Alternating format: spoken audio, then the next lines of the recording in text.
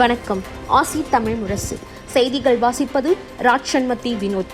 ஆஸ்திரேலியாவின் digital வங்கியான சின்ஜா COVID-19 நெருக்கடி காரணமாக ஏற்பட்ட நஷ்டத்தை சமாளிக்க முடியாமல் தனது வங்கி சேவையை நிறுத்தப் போவதாக அறிவித்துள்ளது.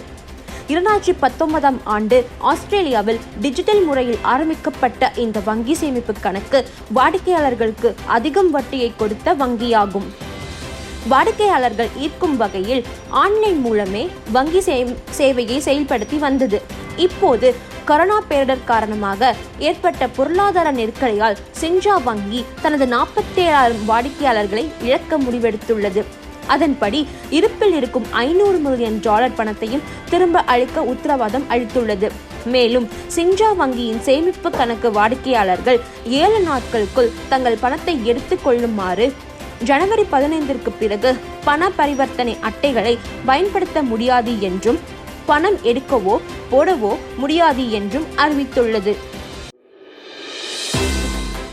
சிட்னியில் மீண்டும் கொரோனா தொற்று பரவத் தொடங்கி இருப்பதால் நியூ சவுத் வேல்ஸ் மாகாணத்துடன் ஏற்படுத்தி கொண்ட இழைத்தளர்வு திரும்ப பெற வாய்ப்பு இருப்பதாக மேற்கு ஆஸ்திரேலிய முதல்வர் மார்க் மெக்காயின் தெரிவித்துள்ளார்.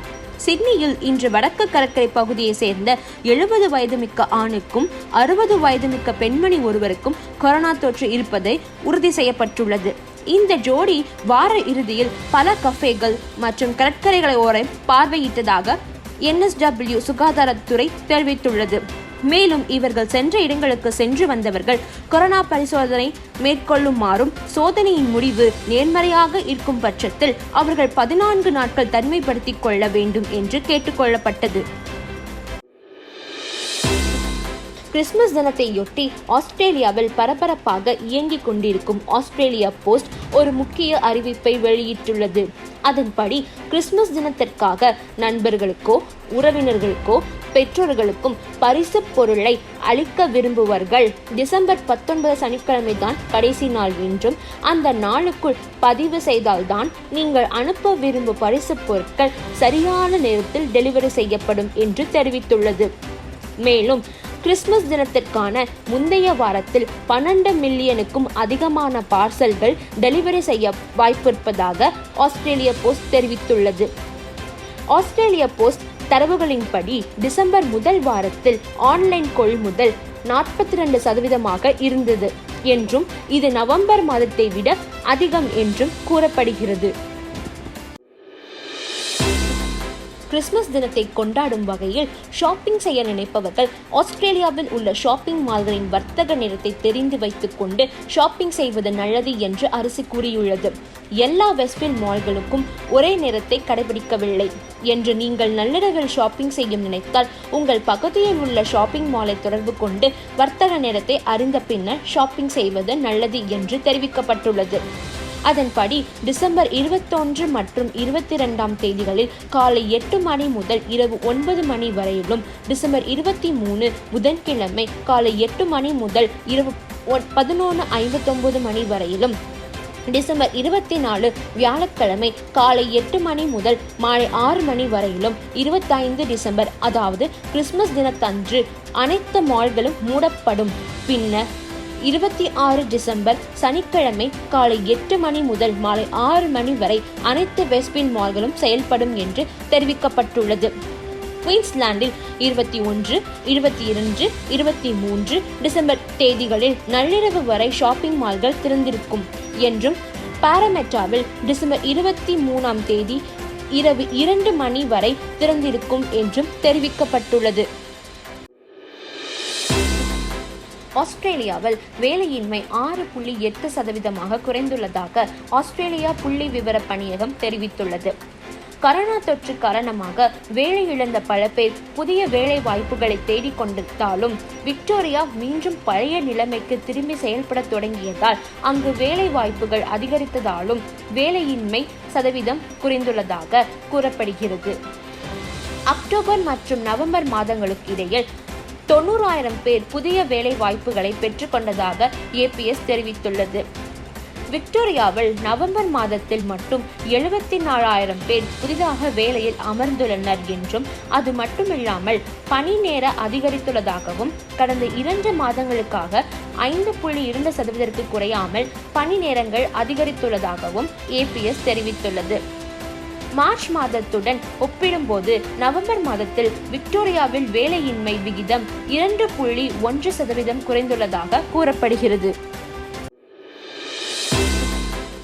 தெற்கு ஆஸ்திரேலியாவில் QR குறியீடு ஸ்கேன் செய்தால் மட்டுமே ஷாப்பிங் செய்ய அனுமதிக்கப்படும் என்று விதிமுறையால் மக்கள் கடைகளின் வாசலில் மிக நீண்ட வரிசையில் காத்திருக்கும் நிலை ஏற்பட்டுள்ளது. இதனால் பெரும்பாலான மக்கள் ஷாப்பிங் செய்யாமல் திரும்பி விடுகிறார்கள் என்று இந்த முறையால் வர்த்தகம் மிகவும் பாதிக்கப்பட்டுள்ளதாகவும் ஆஸ்திரேலியா சில்லறை விற்பனையாளர்கள் சங்கம் அரசாங்கத்திடம் தெரிவித்துள்ளார்கள். QR குறியீடு ஸ்கேன் செய்த மக்கள் நீண்ட வரிசையில் காத்திருப்பதால் அதிக மக்கள் கூட்டம் ஒரே இடத்தில் ஒன்று சேர வாய்ப்பு இருப்பதாகவும், இதனால் கொரோனா தொற்று மீண்டும் பரவும் நிலை ஏற்பட்டுள்ளது என்றும் தெரிவிக்கப்பட்டுள்ளது. சிட்னியில் இன்று 2 பேர் புதிதாக கொரோனா தொற்றால் பாதிக்கப்பட்டிருப்பதால் ஆகஸ்ட் மாதத்தில் மூடப்பட்டு நவம்பர் மாதத்தில் திறக்கப்பட்ட குயின்ஸ்லாந்து நியூ சவுத் வேல்ஸ் மாகாண எல்லை மீண்டும் மூடப்படுவதற்கு வாய்ப்பிருப்பதாக குயின்ஸ்லாந்து நடப்பு முதல்வர் ஸ்டீவ் மால்ஸ் தெரிவித்துள்ளார்.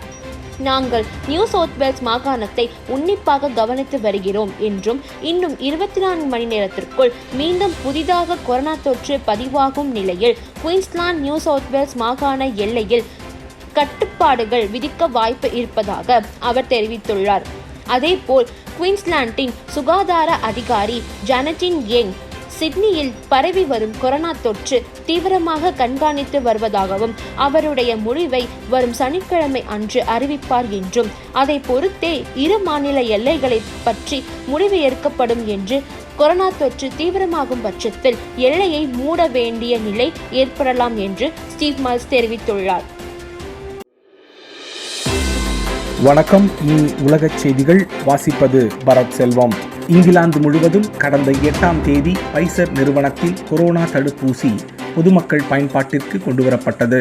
முதற்கட்டமாக கொரோனா தடுப்பு பணியில் உள்ள மருத்துவ ஊழியர்களுக்கும் வயதானோருக்கும் தடுப்பூசி செலுத்துவதில் முன்னுரிமை அளிக்கப்பட்டது.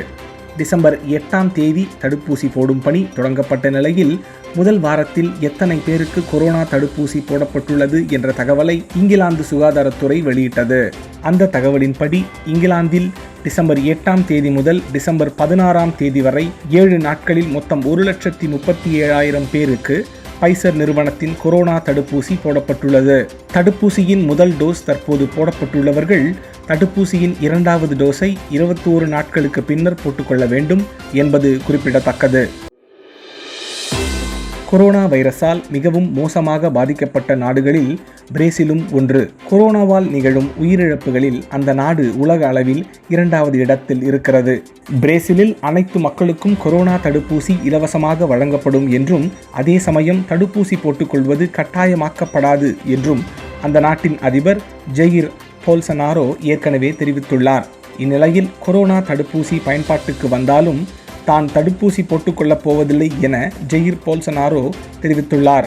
ஒரு நாட்டின் அதிபரே இப்படி சொல்வது அந்நாட்டு மக்களை அதிர்ச்சிக்குள்ளாக்கியுள்ளது. இனி விளையாட்டுச் செய்திகள். ஆண்களுக்கான ஆஸ்திரேலிய ஓபன் டென்னிஸ் போட்டி 2021ஆம் வருடம் பிப்ரவரி 8ஆம் தேதி நடைபெறும் என்று ஆண்கள் டென்னிஸ் நிர்வாக குழு தெரிவித்துள்ளது. டென்னிஸ் ஆஸ்திரேலியா மற்றும் விக்டோரியன் அரசு மற்றும் ஆஸ்திரேலிய அரசாங்கங்கள் இன்னும் இதை உறுதிப்படுத்தவில்லை என்றாலும் ATP இன்று இந்த முடிவை அறிவித்துள்ளது. இதன்படி இந்த போட்டியில் கலந்து கொள்வதற்கான தகுதிச் சுற்று ஜனவரி 10ஆம் தேதி முதல் 13ஆம் தேதி வரையிலும் கத்தாரில் உள்ள தோஹாவில் நடைபெறும் என்றும் தெரிவிக்கப்பட்டுள்ளது. 2030ஆம் ஆண்டுக்கான 21வது ஆசிய விளையாட்டுப் போட்டியை நடத்தும் நாடு எது என்பதை நிர்ணயிப்பதற்கான ஆசிய ஒலிம்பிக் கவுன்சில் கூட்டம் ஓமன் தலைநகர் மஸ்கட்டில் நடந்தது. இந்த போட்டியை தங்கள் நாட்டின் தலைநகர் தோஹாவில் நடத்த கத்தாரும், தங்கள் நாட்டின் தலைநகர் ரியாத்தில் நடத்த சவுதி அரேபியாவும் விண்ணப்பித்திருந்தன. யாருக்கு உரிமம் வழங்குவது என்பதை முடிவு செய்ய வாக்கெடுப்பு நடத்தப்பட்டது. ஆசிய ஒலிம்பிக் கவுன்சிலின் 45 உறுப்பு நாடுகளைச் சேர்ந்த பிரதிநிதிகள் ஆன்லைன் வாக்குச்சீட்டுகள் மூலம் தங்களது வாக்கை பதிவு செய்தனர். முடிவில் அதிக வாக்குகள் பெற்ற கத்தாருக்கு 2030ஆம் ஆண்டுக்கான ஆசிய விளையாட்டுப் போட்டியை நடத்தும் உரிமம் வழங்கப்படுவதாகவும், 2வது இடத்தை பெற்ற சவுதி அரேபியாவுக்கு 2034ஆம் ஆண்டுக்கான ஆசிய விளையாட்டுப் போட்டியை நடத்தும் வாய்ப்பு அளிக்கப்படுவதாகவும் ஆசிய ஒலிம்பிக் கவுன்சில் அறிவித்துள்ளது. 2022ஆம் ஆண்டுக்கான போட்டியை சீனாவும், 2026ஆம் ஆண்டுக்கான போட்டியை ஜப்பானும் நடத்தும் உரிமையை பெற்றிருக்கின்றன என்பது குறிப்பிடத்தக்கது. இத்துடன் இந்த செய்தி அறிக்கை நிறைவடைகிறது. வணக்கம்.